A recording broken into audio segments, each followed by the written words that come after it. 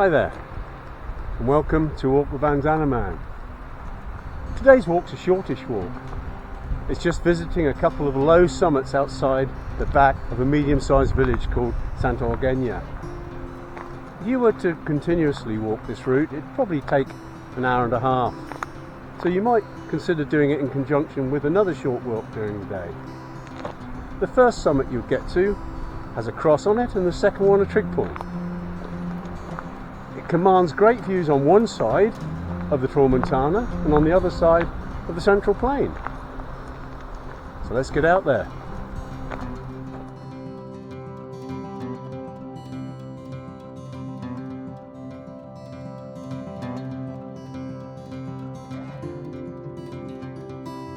This particular car park in Santa Eugenia can hold about 60 or so vehicles and is located on the south side of the village at the top of the Carrera Cases Monges, next to a stone construction called Sa Creuta. Santa Eugenia is a medium-sized village of just under 2,000 population. It has a mostly agricultural background and rises 140 metres above the central plain, over which it commands wonderful views. It is located about 20 kilometres from Palma and has good access from the MA13 autopiste. It is overlooked by two hills, the Puig de Santa Eugenia and the slightly higher Puig de Son Segur, both of which are part of our walk. On leaving the car park, you'll see this sign. We need to turn right towards the church. On reaching the church, take the left-hand fork. You should have the adjuntment on the right and the cafe terrace on your left. When you come to the T-junction, turn left up the hill.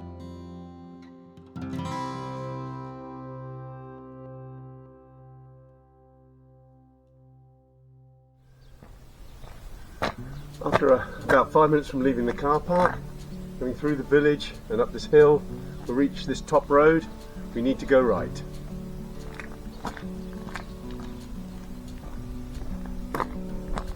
A few minutes down that road, the road will end. On the left will be a track, and that's what we need to take. So this track will be with us at this gradient for 7 or 8 minutes after leaving the road.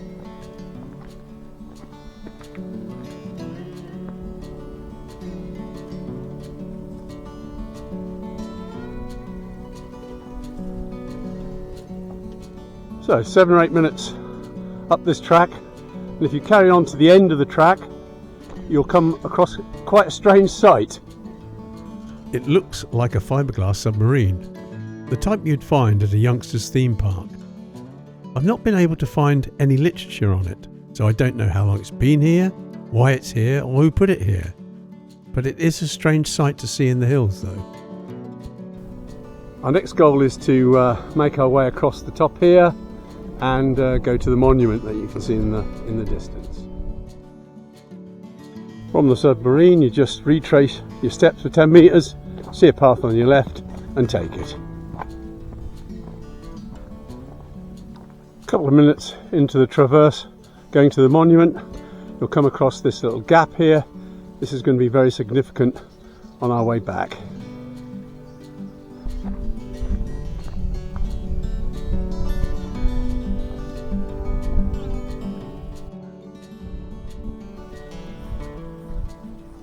So 3 or 4 minutes after leaving the Submarine, we're at the monument. The monument del Sagrat Cor, or the Monument of the Sacred Heart of Jesus, was built in 1950 as a replica of the monument of the same name in Cerro de Los Angeles in Madrid. Although it has part of the post above the intersection missing, it still stands proud on the summit of the Puig de Santa Eugenia at an elevation of 247 metres. There is also a panoramic photo showing the mirador of the area.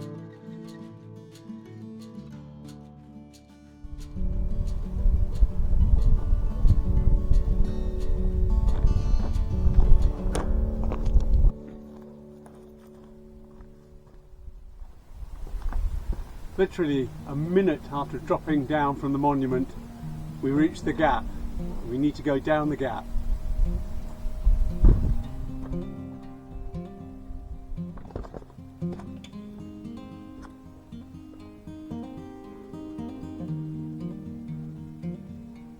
Coming through the gap, hitting the track at the bottom, we need to turn right.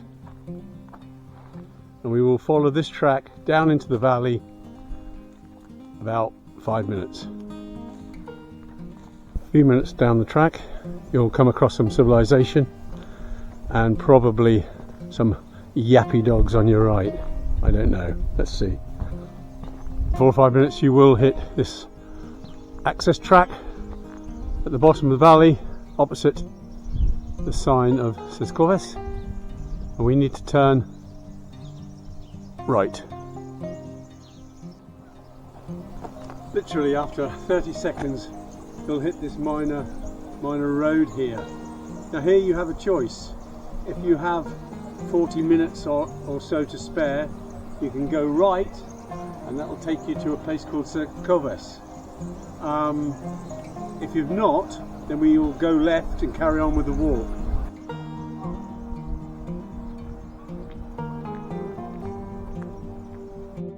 After about a minute we'll come to the end of the tarmac road, and just diagonally off to the right here, going uphill, there's a significant dirt track. We need to take this one. This track carries on like this for probably about another 8 minutes. It's quite steep actually. Yeah, good workout. So yesterday it rained, so the rocks on the path are a little bit slippy. So a suggestion again, if you have sticks, this would be a good one for sticks. After 8 or 9 minutes, we're approaching the flattish top to this hill. The path starts to relent and we come to these.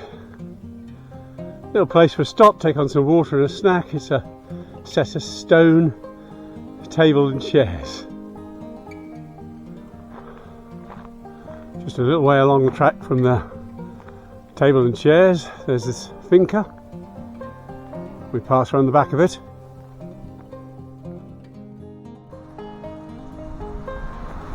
About 4 minutes after leaving the little finca back there, you'll come to the footpath junction. This is quite important because although we want to go straight ahead to the trig point, on our way back we must remember to take the right hand fork, which will take us down to the southeast side of the mountain. We're going to carry along on this quite wide Land Rover track for probably about another 5-6 minutes until we come to a major three-way track junction.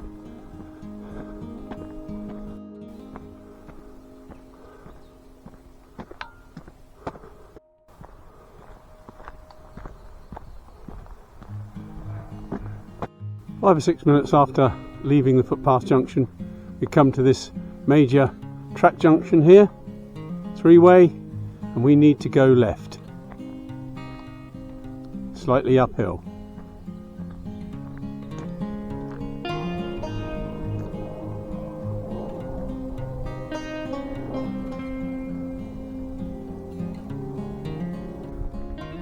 After 7 or 8 minutes of coming along that track, then you'll come to these gate posts and go through the gate posts, carry on the track next to a green fence to the trig point. 3 minutes. Probably an inspiring position to put one, but that must be the highest point. And like all good flat top mountains, hey, there's a telecommunications mast. Why am I not surprised?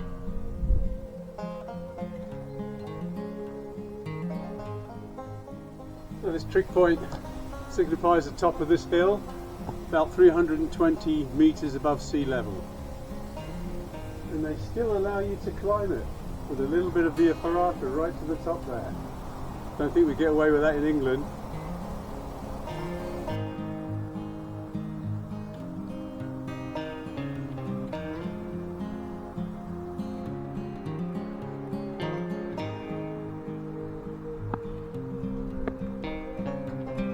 So from the top of the trig point here we can get views over the Tramuntana to the north-northeast.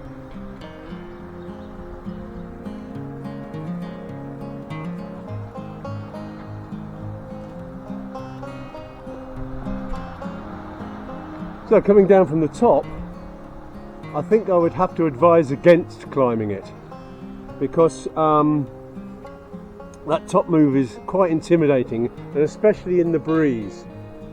But obviously it's a decision that you have to make. It's time to go back.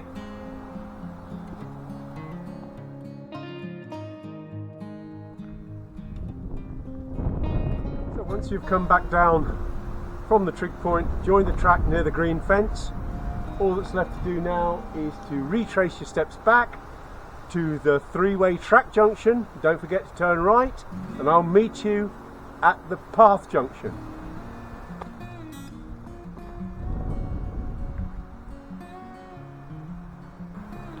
We are now approaching the three-way track junction, so remember here we need to turn right, and this will lead us back to the footpath junction, probably 4 or 5 minutes. So here we are, back at this footpath junction, and remember we need to take the right hand fork.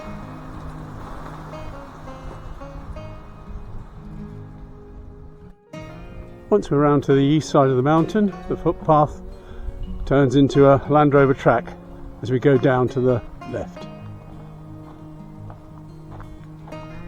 This track has been left so it looks like to natural deterioration. I shouldn't think it sees much way of traffic up here, except for walkers really, for years. Yeah, as I thought, the water has come off this hill down this track, has gouged big trenches into it. Yeah, there hasn't seen a vehicle up here for years. And on the way down we get these wonderful glimpses of the central plain. So we finally arrived at what is literally the end of the road, and a concrete road does begin from here.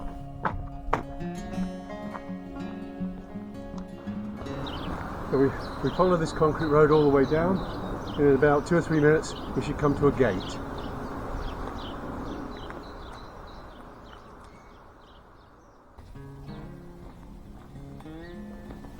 So after about 15 minutes of coming down the hill on the east side of the mountain, we've reached these gates here, which we've just come through a gated community. So we need to go through the little foot passage on the left hand side and then turn left.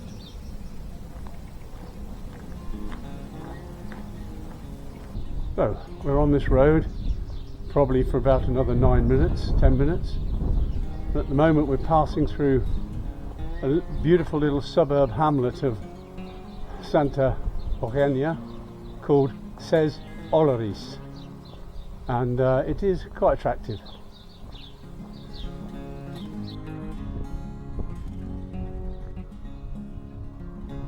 We're walking through Oloris. We can see that the houses are very attractive. It's a sort of quaint little suburb really.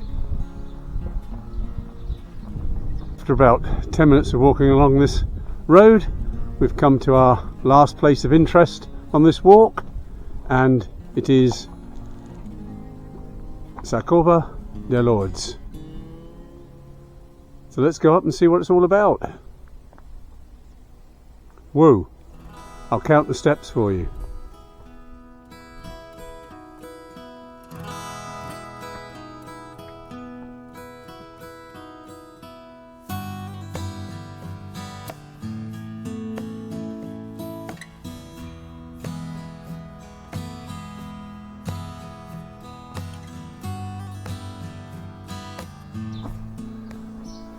"81 to the split."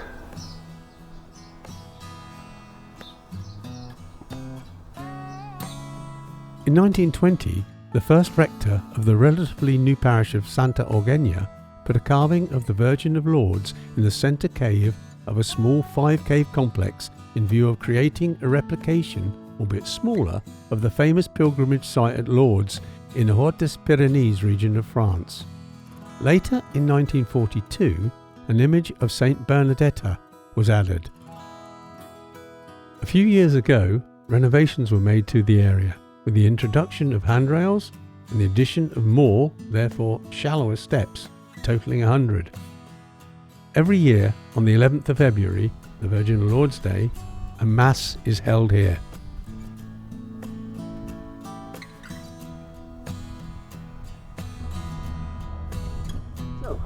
So Covas de Lourdes was the last port of call on this little walk. So all that's left now is to go down the road 2 or 3 minutes. We will be back to the car park. Hope you enjoyed it. The two hills of Santa Eugenia probably wouldn't serve solely as your day's walk, being only about 90 minutes, but can be combined with another walk of a similar duration, and definitely a good day could be had. I think, like all hills in Mallorca, these two give another perspective on the views of the Central Plain and the Tramuntana Mountains. So, now it's time for me to find a cafe, have a coffee, and I hope to see you on another excursion in the future on this wonderful island.